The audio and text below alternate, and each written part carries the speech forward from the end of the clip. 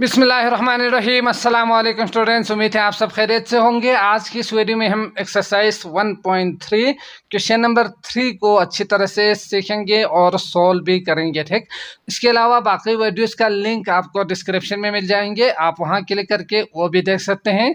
शुरू करते हैं। क्वेश्चन नंबर 3 दिया हुआ है, solve the following quadratic equations by completing the squares. ठीक, तो where that is the complex number दिया हुआ है, तो यकीनन हम कम्प्लेक्स ही सीख रहे हैं, तो z जो है वो कम्प्लेक्स नंबर है, उन्होंने कहा है। तो solve the following quadratic equation, तो क्वाड्रेटिक का मतलब आप पहले से ही जानते हैं, फिर भी मैं थोड़ा सा बता दूं। तो यहाँ अगर बीच में इक्वल टू हो तो इक्वेशन होंगे, और अगर जो अननोन वैल्यूज है जैसे कि z हो गए, ये जो z है, इनकी पावर में अगर मैक्सिमम 2 हो तो ये जो पूरा इक्वेशन है, ये जो पूरी शक्ल है जो आपको नजर आ रहे हैं, इसको हम क्वाड्रेटिक इक्वेशन कहेंगे। ठीक, तो पहले हमने सीखा था कि अगर पावर में 1 हो जाए तो उसे लीनियर कहेंगे, अगर मैक्सिमम पावर में 2 हो जाए तो उसे हम क्वाड्रेटिक कहेंगे, बीच में इक्वल है तो क्वाड्रेटिक इक्वेशन होंगे। ठीक, तो क्वाड्रेटिक इक्वेशन उन्होंने 6 क्वाड्रेटिक इक्वेशन उन्होंने दिया हुआ है पूरे क्वेश्चन नंबर 3 में।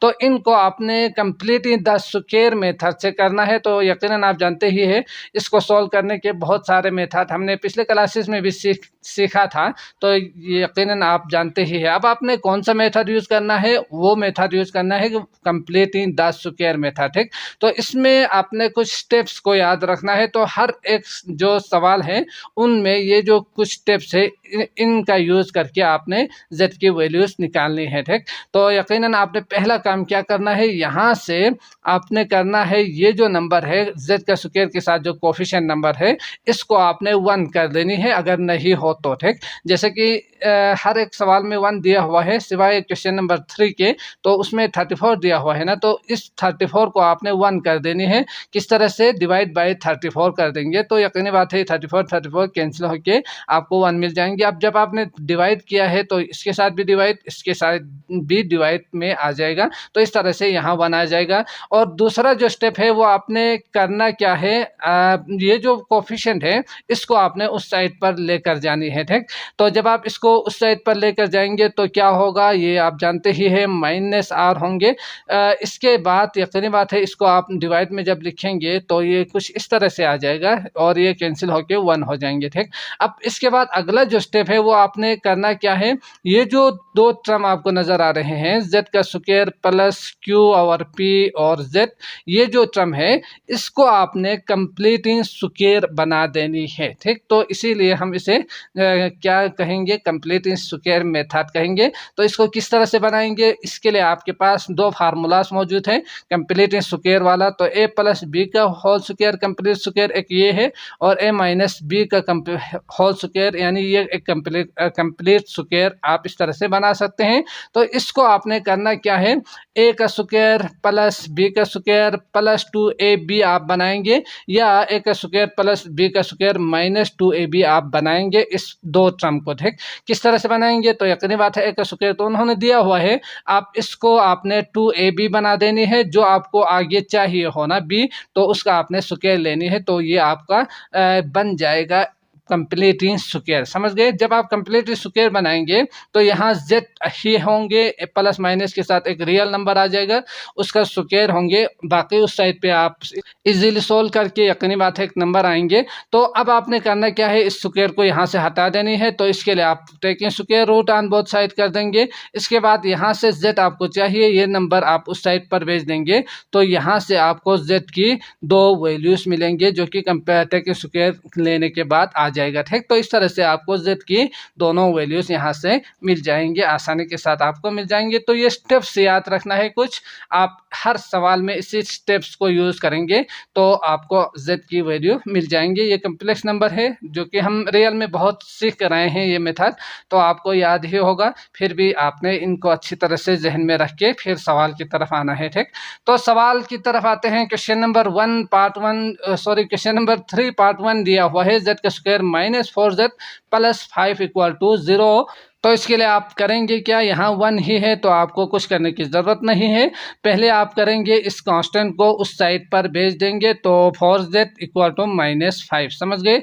अब इसके बाद इसको आपने ब्रेक करके दो a प्लस बी का होल स्क्वायर या a माइनस बी का होल स्क्वायर फार्मूला बनाएंगे। उसके लिए यकीनी बात है यहाँ माइनस है तो a माइनस बी का होल स्क्वायर फार्मूला बनाएंगे, अगर यहाँ प्लस हो तो a प्लस बी का होल स्क्वायर। तो पहले अगर मैं यहाँ फार्मूला लिखूँ तो आप जानते ही है a का स्क्वायर और प्लस b का स्क्वायर, तो पहले मैं लिखूँगा -2ab, इसके बाद मैं लिखूँगा प्लस b का स्क्वायर। ठीक, आपने ये बनानी है इसको, तो ये इसका किसके इक्वल होंगे, a माइनस बी का होल स्क्वायर के, यानी कंप्लीट स्क्वायर बन जाएगा। अब पहला ये उन्होंने खुद दिया हुआ है a का स्क्वायर करके, तो z का स्क्वायर a का स्क्वायर ये a है, समझ गए। a आप इसे फर्जी तौर पर समझ सकते हैं फार्मूले के हिसाब से। इसके बाद उन्होंने -2ab आपने बनानी है ना, जो कि 4z दिया हुआ है उन्होंने, तो इसके लिए -2 आपको चाहिए और इसके साथ a आपको चाहिए जो कि ये उन्होंने दिया हुआ था। इसके बाद आपको चाहिए b, तो b क्या लेंगे, तो इसके लिए हमने यहाँ 4 को ब्रेक करके 2 तो कर लिया है ना, बाकी 2 मल्टीप्लाई बाय 2 होंगे, तो ये आ जाएगा आपके पास b, समझ गए। तो इस तरह से आपको b यहाँ से मिल जाते हैं। अगर यहाँ कुछ भी नहीं बचा तो आप इसके लिए 1 करके b आप इसे लिख सकते हैं। इसके बाद प्लस लिखेंगे, b के लिए आप 2 यहाँ से लिख सकते हैं, तो 2 का स्क्वायर आप इसे एक्स्ट्रा यहाँ लेंगे फार्मूला बनाने के लिए। अब जब आपने ये चीज आपने इजाफी लिया है इस पूरे टर्म, ये तो इसके बराबर है ही है, यहाँ आपने फार्मूला बनाने के लिए इजाफा लिया है यहाँ पर, तो आपने करना क्या है, -2 का होल स्क्वायर इसके साथ माइनस कर देने हैं। ठीक, तब जाके ये दोनों कैंसिल होके ये दोबारा वही टर्म बन जाएंगे। ठीक, तो इक्वल टू -5 इस साइड पर मौजूद है, तो इसी को लिखेंगे। आप इसको आपने सिंप्लीफाई कर देनी है, तो ये थोड़ा सा आपको बहुत ज़्यादा लकीरें नज़र आ रहे हैं, बाकी सवाल में मैं कोशिश करूंगा कि साफ करके लिखें। ठीक, आपने साफ लिखना है। तो यकीनी बात है ये जो पूरा टर्म है इसके लिए मैं लिख सकता हूँ a माइनस है तो माइनस, और ये होंगे b तो 2 और इसका होल स्क्वायर, समझ गए। तो ये बन गया आपका a माइनस बी का होल स्क्वायर।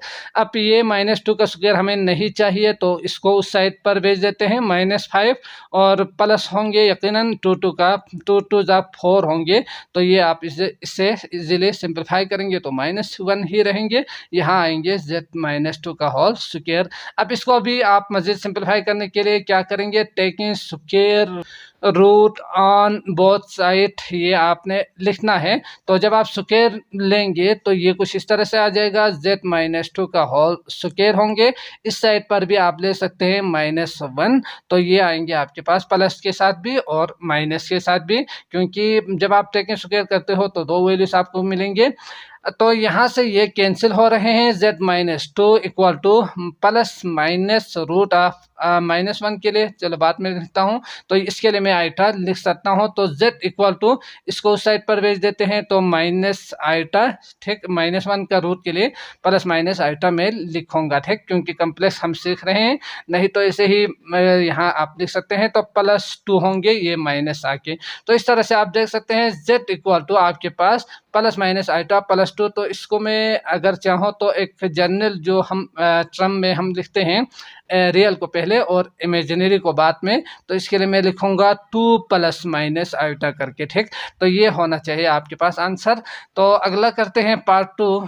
तो सवाल आप देख सकते हैं z का स्क्वायर प्लस 12z प्लस 52, ये उन्होंने इक्वल टू 0 करके दिया हुआ है।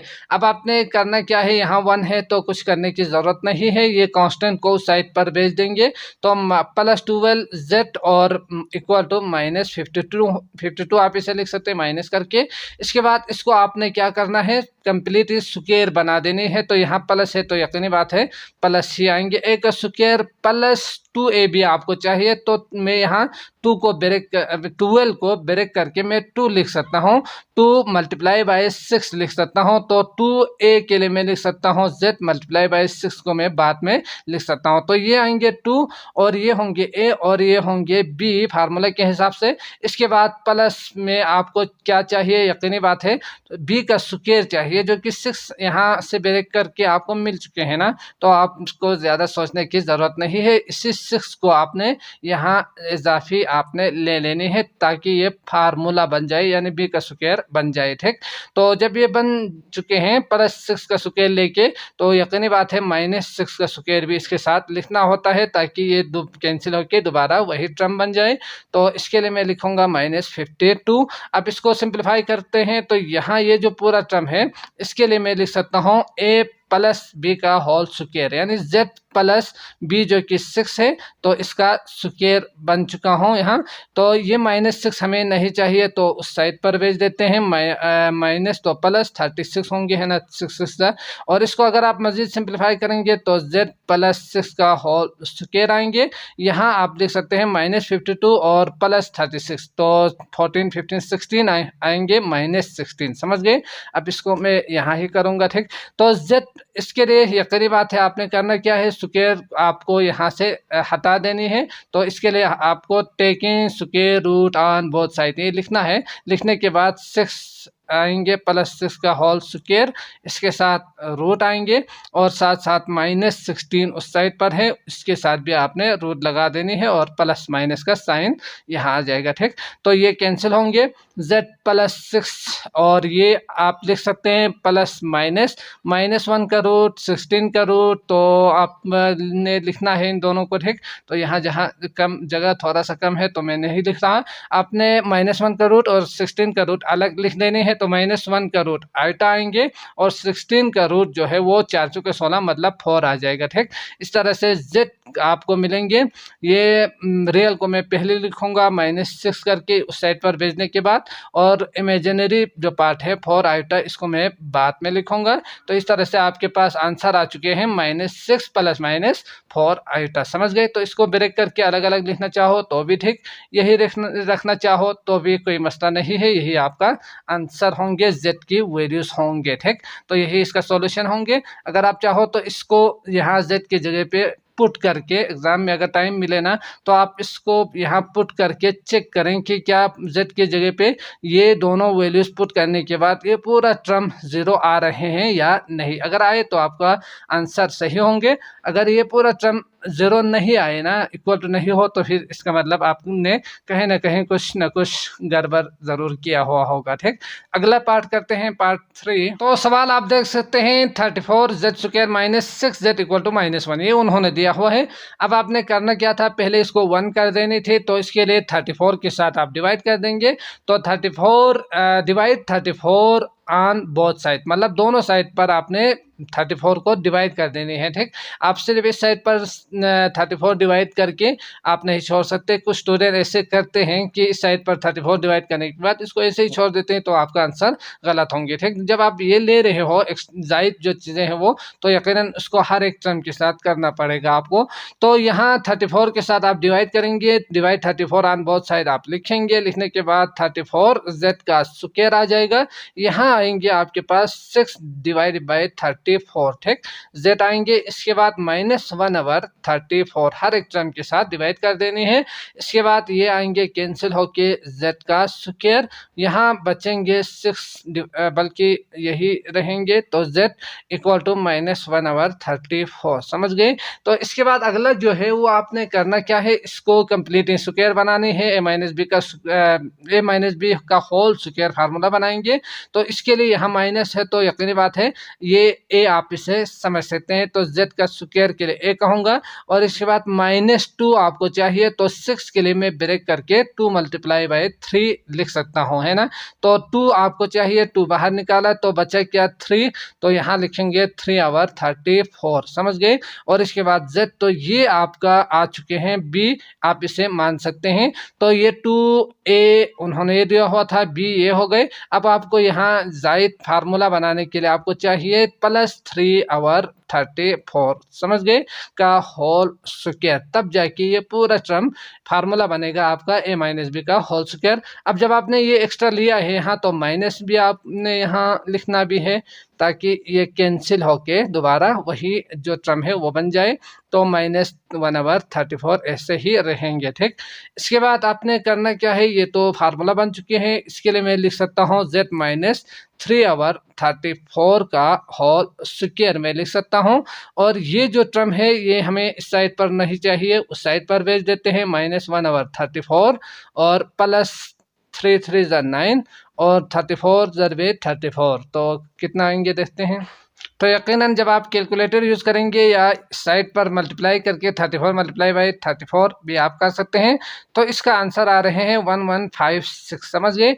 तो इसके बाद आपने क्या करना है, यकीनी बात है टेकिंग स्क्वायर लेने से पहले ये जो टर्म है इसको सॉल्व कर देनी है, जो आप इजीली कर सकते हैं। तो मैं यहाँ अगर मैं करूँ तो इसका आंसर मैं यहाँ लिखता हूँ, आपने 2 स्टेप मज़ीद लिखना है। तो ये आएंगे 1156, इसका एलसीएम होंगे 34 ज़रबे 34 करेंगे तो 1156 आएंगे, जो कि यकीनन आप कर सकते हो। तो 34 को इसके साथ मल्टीप्लाई करेंगे तो -34 आएंगे, +9 हो जाएगा। ठीक, इसके बाद इसको अगर आप मज़ीद सिंप्लीफाई करेंगे तो माइनस आ जाएगा साइन, और ये आएंगे 25 और ये आएगा आपके पास 1156। समझ गए। तो इसको अगर आप चाहो तो कसर आप शायद नहीं कर पाएंगे, तो इसके लिए मैं लिखूंगा यहाँ, क्या लिखूंगा, -25 डिवाइडेड बाय 1156 लिखूंगा इसको सॉल्व करने के बाद। अब आप taking square on both side लिख सकते हैं। तो ये आएंगे z-3/34 का होल स्क्वायर, और इसके लिए आप एक स्टेप मजीद लिखेंगे, take square root on both side कर देंगे। तो ये आएंगे आपके पास यहाँ भी रूट और यहाँ पर भी रूट। समझ गए। इसको सिंप्लीफाई करते हैं जल्दी से। तो ये आएंगे z-3/34 और इक्वल टू -1 में इसे अलग लिख सकता हूँ, 25 और 1156 में अलग लिख सकता हूँ। तो -1 का रूट के लिए मैं आयोटा लिखूंगा और 25 का रूट के लिए मैं लिखूंगा 5, 5 5 25, और 1156 के लिए अभी हमने देखा तो ये 34 ज़रबे 34 ही था। ठीक, तो इसके लिए मैं लिख सकता हूँ 34। समझ गए।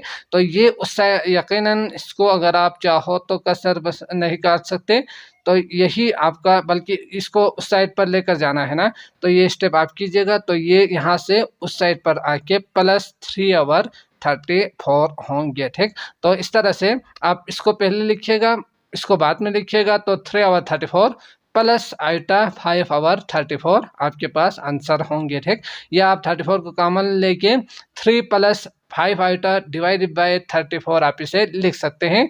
दोनों आपका आंसर ठीक ही होंगे। बुक में अगर एलसीएम लेके फिर लिखा हुआ है तो वो लिखिएगा, अगर नहीं तो यही आपका आंसर ठीक है। रियल भी और इमेजिनरी पार्ट अलग अलग आप लिखेंगे तो ज़्यादा बेहतर रहेंगे। ठीक, तो इसके बाद अगला जो पार्ट है इसको करते हैं। क्वेश्चन जो कि उन्होंने दिया हुआ है z का स्क्वायर -6z + 34 = 0। ठीक, तो इसमें से आपने करना क्या है, यहाँ 1 ही है तो यहाँ आपने पहला काम इसको उस साइड पर लेकर जाने हैं। तो -34 होंगे, इसको आपने a - b का होल स्क्वायर फार्मूला बनानी है। तो उसके लिए a का स्क्वायर उन्होंने दिया हुआ है -2ab, यानी 6 को मैं 2ab यानी 2 × 3 लिख सकता हूँ। तो 2az को अगर मैं लिखूँ पहले तो ज़्यादा इजीली समझ में आ जाएंगे। तो 2ab, तो ये b आप इसे ले सकते हैं b करके। ठीक, फार्मूला बनाने के लिए। तो इसके लिए मैं +3 का होल स्क्वायर इजाफी ले रहा हूँ फार्मूला कंप्लीट स्क्वायर बनाने के लिए। तो -3 का होल स्क्वायर भी इसके साथ आएंगे और साथ साथ यहाँ -34 आएगा। ठीक, तो इसको अगर आप सॉल्व करेंगे तो ये आप जानते ही है z-3 का होल स्क्वायर कंप्लीट स्क्वायर बन रहे हैं, और -34 इस साइड पर मौजूद है, ये हमें नहीं चाहिए, उस साइड पर भेज देते हैं। तो 3 3 9 आएंगे। ठीक, तो इसके बाद taking square root on both side लिखेंगे यहाँ।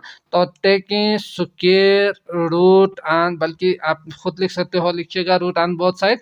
तो ये आएंगे आपके पास z-3 का होल स्क्वायर का रूट, और इक्वल टू यहाँ इसको सॉल्व करेंगे तो -25 आएंगे ना, तो ये आप -25 का रूट आप इसे लिखेंगे। ठीक, तो ये कैंसिल हो रहे हैं, यहाँ z-3 बचेंगे, -1 का रूट अलग कर देते हैं, प्लस माइनस पहले लगा देनी है जब आप रूट लेंगे उस वक्त। ठीक, तो 25 के लिए मैं लिख सकता हूँ 5।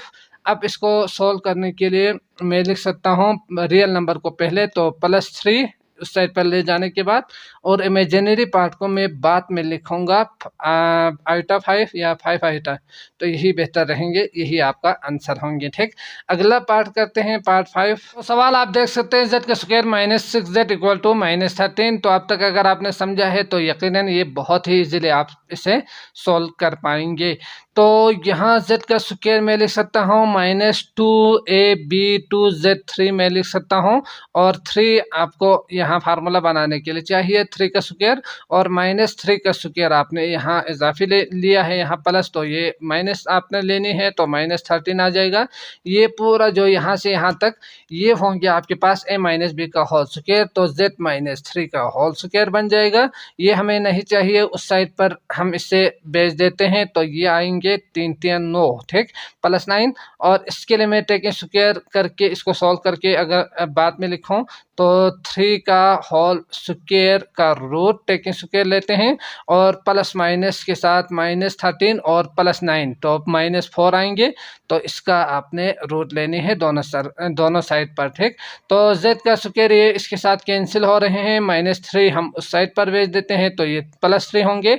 यहाँ आएंगे प्लस माइनस, -1 का रूट के लिए मैं लिख सकता हूँ आइटा, और 4 का रूट के लिए मैं लिख सकता हूँ 2। तो इस तरह से आपको आंसर मिल रहे हैं कितना, 3 एक प्लस के साथ आइटा 2 या 2 आइटा, और एक माइनस के साथ 2 आइटा। ठीक, तो इसको बुक में ऐसे ही दिया हुआ है, तो इसी तरह से लिखिएगा, नहीं तो अलग अलग आप इसे लिख सकते हैं। ठीक, इसके बाद आखिरी जो पार्ट है इसको करते हैं, बहुत ही सिंपल सा सवाल दिया हुआ है। तो सवाल आप देख सकते हैं z का स्क्वायर +64 ये उन्होंने दिया हुआ है। अब आपने करना क्या है, इसको सॉल्व करनी है। तो यकीनी बात है मैं यहाँ से 2 ही टर्म दिया हुआ है, और इसके साथ साथ ये अगर मैं उस साइड पर भेज दूँ तो ये इस साइड पर कंप्लीट स्क्वायर भी बन जाएंगे, और साथ साथ आप इजीली z की वैल्यू निकाल सकेंगे। ठीक, तो माइनस रियल नंबर में ही है, तो आपको मजीद कुछ करने की ज़रूरत नहीं है। Taking square root on both side लिखेंगे, z लिखेंगे, तो ये आ जाएगा आपके पास प्लस माइनस दोनों में -64। समझ गए। तो z की आपको यहाँ अगर आप रियल नंबर लिखना चाहो तो भी ठीक, आंसर में अगर 0 है तो 0 लिखिएगा, नहीं तो मसला नहीं है। तो प्लस माइनस आइटा आएंगे, और 8 64, तो 8 ही आएंगे। z के 2 आंसर आपको मिलेंगे, प्लस आइटा 8 या 8 आइटा, और -8 आइटा। ठीक, तो यही लिखें तो ज़्यादा बेहतर है। अगर 0 है तो लिखिएगा, नहीं तो कोई मसला नहीं होंगे, यही आपका आंसर होंगे। ठीक हो गया। तो मैं उम्मीद करता हूँ आपको अच्छी तरह से समझ में आ चुका होगा। अगर आए हैं तो लाइक ज़रूर करके जाइएगा। इसके अलावा बाकी वीडियोज़ का लिंक आपको डिस्क्रिप्शन में मिल जाएंगे, आप वहाँ क्लिक करके वो भी देख सकते हैं। मुझे दीजिए इजाज़त, अल्लाह निगहबान।